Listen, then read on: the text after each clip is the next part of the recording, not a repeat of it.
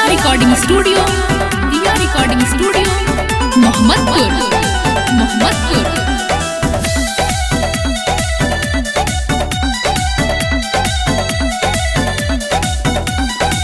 एक महीना जैसे करता प्यार हो, दिल हो तो हर की हो रे बेकार हो। एक महीना जैसे करता प्यार हो, दिल हो तो हर की हो रे बेकार हो। मन करे कपार फोड़ दी,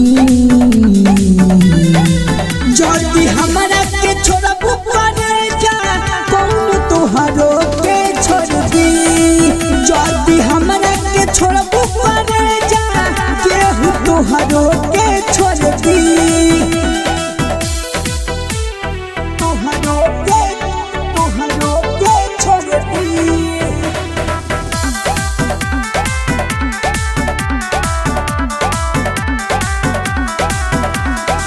हम कहीं प्यार तू कहीं टाइम पास हो, तू दिलो दिल रहे तहरे प्रयास हो। हम कहीं प्यार तू कहीं टाइम पास हो, तू दिलो दिल रहे तहरे प्रयास हो। मन करे तोर मुँह मुर्गी,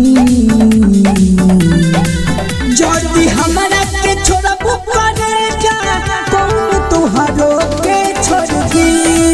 जल्दी हमारा के छोड़ा पुकारे जा, केहू तोहरो के छोड़ दी। तोहरो के छोड़ दी।